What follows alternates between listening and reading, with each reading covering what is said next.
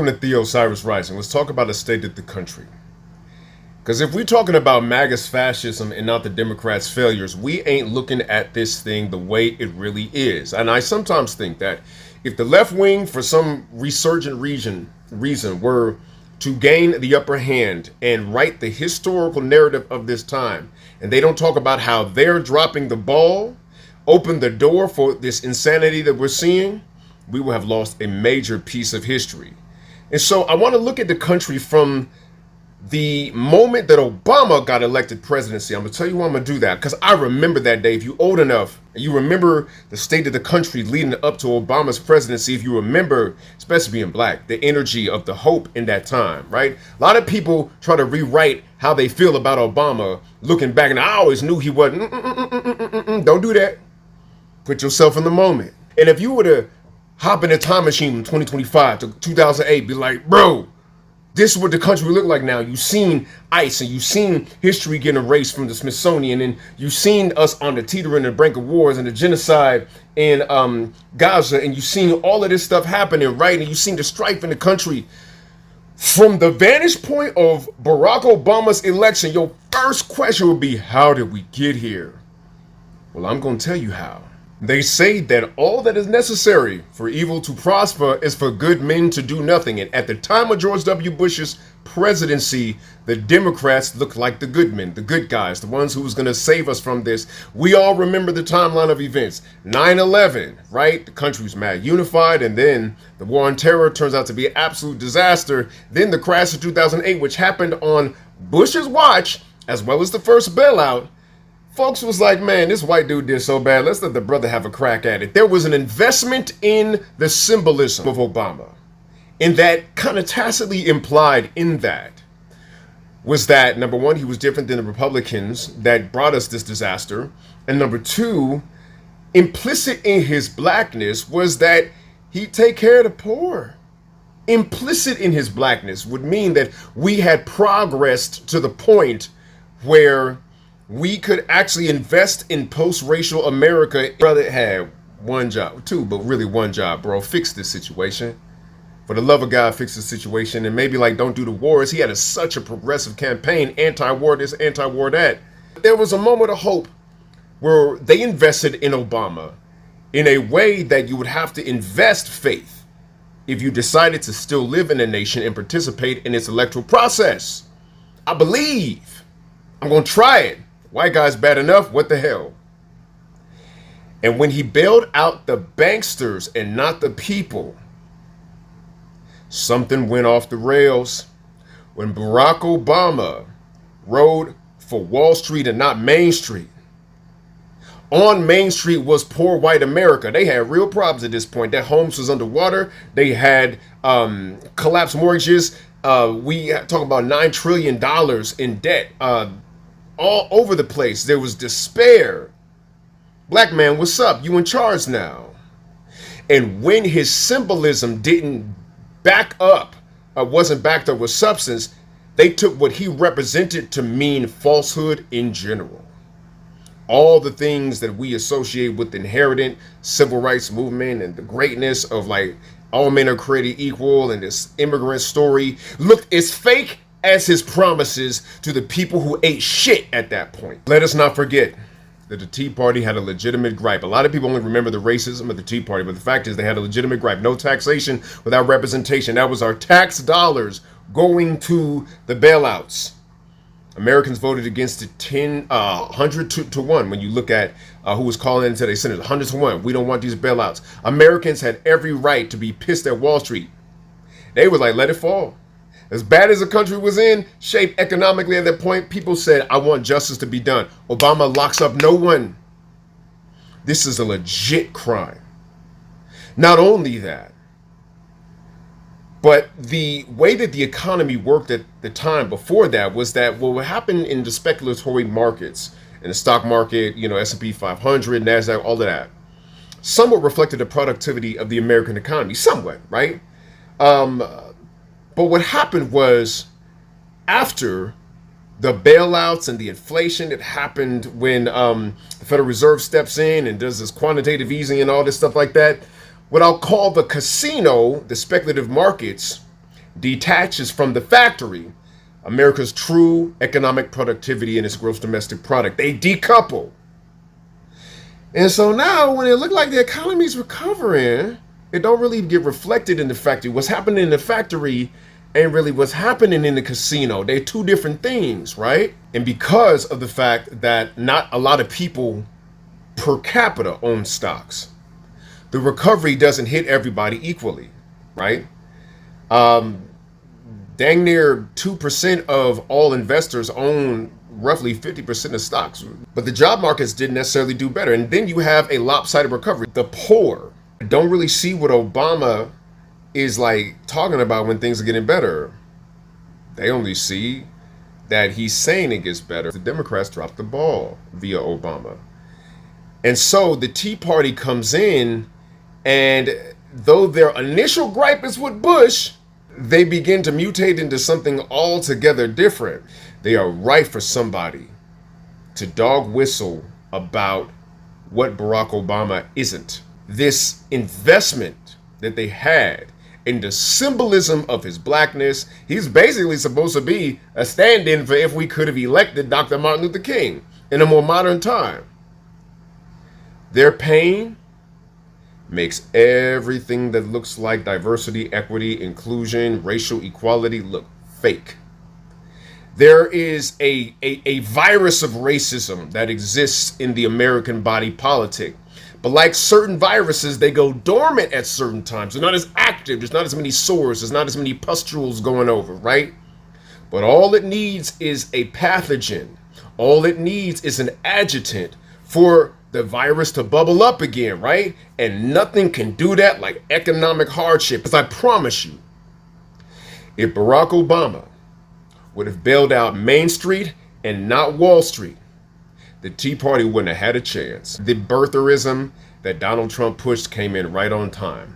Donald Trump was so opposite of Barack Obama, because Barack Obama, because of the black tax, I feel, was super careful and polished, but he ended up looking fake into some people's like estimation versus Trump, who looked like he just shot from the hip. He was kind of a Yosemite Sam character. And the fact that the American populace had known this man for 3 decades at this point, he was familiar, he was powerful, and he begins to say things that you ain't supposed to say, and it comes off as courage, right?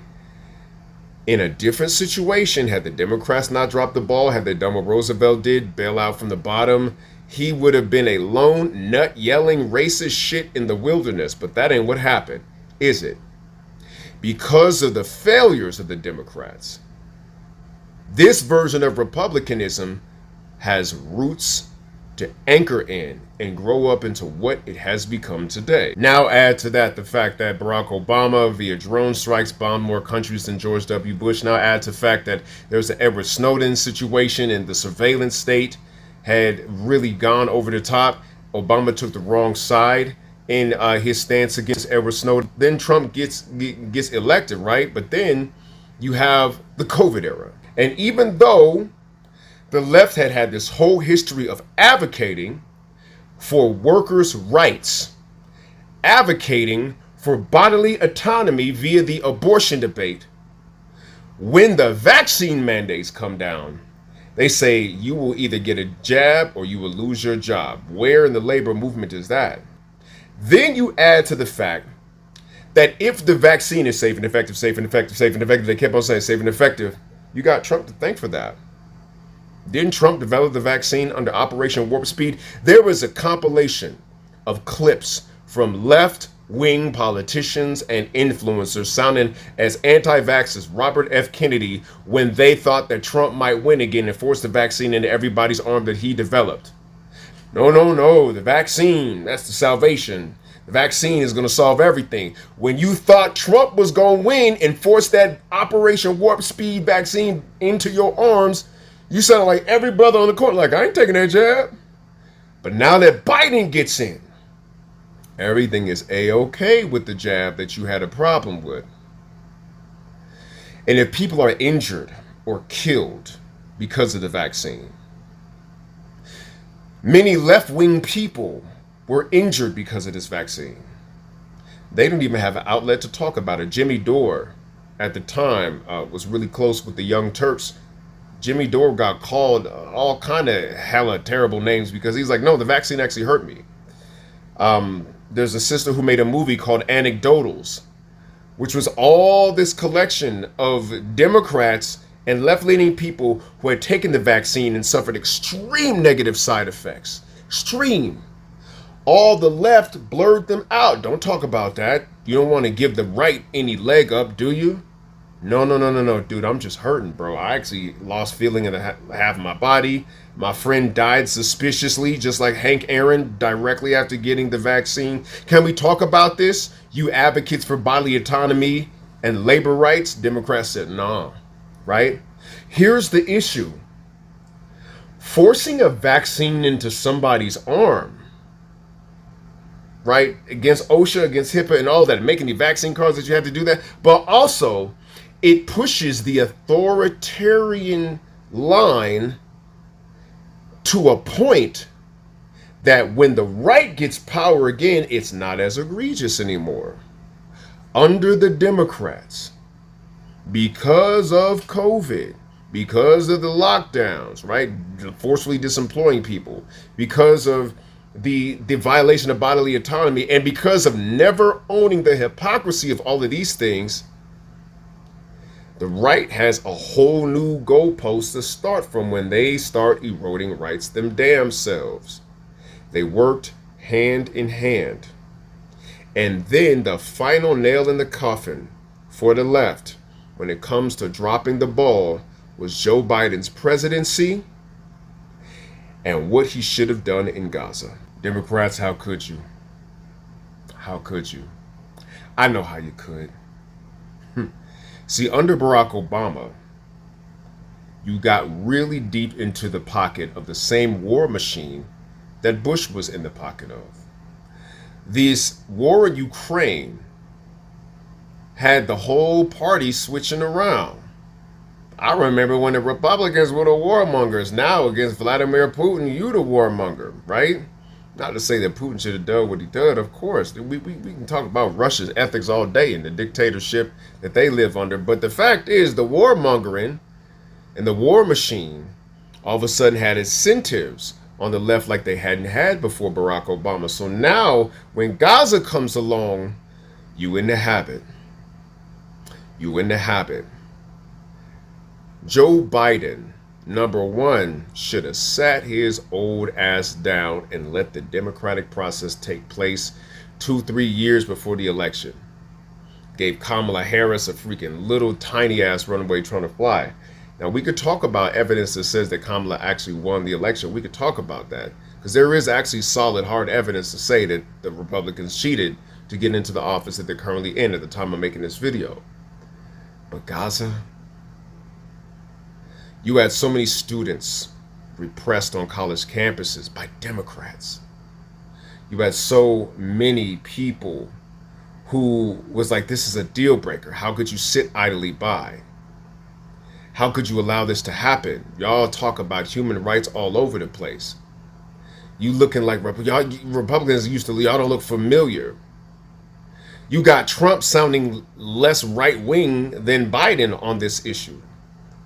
Even Trump said something closer to ceasefire than Biden, and you got Kamala Harris coming out. When asked, how will you be different? How will you be different, Kamala Harris, than Joe Biden? She said, damn near nothing. No way will I be different than Joe Biden. Excuse me, Miss Tone Deaf. Do you not hear the cries of the people in Gaza and the people who care about the people in Gaza? How could you? Let's say the Republicans had all the apparatus to steal the election. I can promise you, Bobo, I can promise you, had you had the ability to stand up against a genocide, you would have had overwhelming numbers that they couldn't have cheated with. You had people sitting it out, voting third party, and you gave this to them. They are here because of you. The Republicans, Trump, MAGA, all this shit that we are going through now could have been prevented at so many points. Have the Democrats just been who they said they were? For a decade and a half, they fumbled their way into MAGA recovering the ball. I strongly suspect that the way that MAGA is swinging the pendulum of history is going to come back to bite them in the ass. And in this era, the left will have the last laugh. Just my study of history makes it feel that way, although I'm not a psychic. I can't tell you for certain. But what is most important now is that as we move forward in history, we realize how important not only our actions, but our inactions are. What you don't do can matter just as much as what you do. What you allow and permit can matter even more than what you commit. The way that we're going in this country right now is a referendum on Democrat passivity in the face of abject injustice and abandoning the very people that have the hope in them that they could make this country right. And as we crash out, fall apart as a nation, when the pieces finally come back together, and they will, we better count what the Democrats dropped, or else we're going to be right back here again in the next generation. That's just my thoughts on it. My name is Theo E.J. Wilson. Go ahead and like, follow, share this message out. Like this, subscribe to this channel. Make sure that you subscribe to this channel, and I'll see you in the next one. Peace, peace.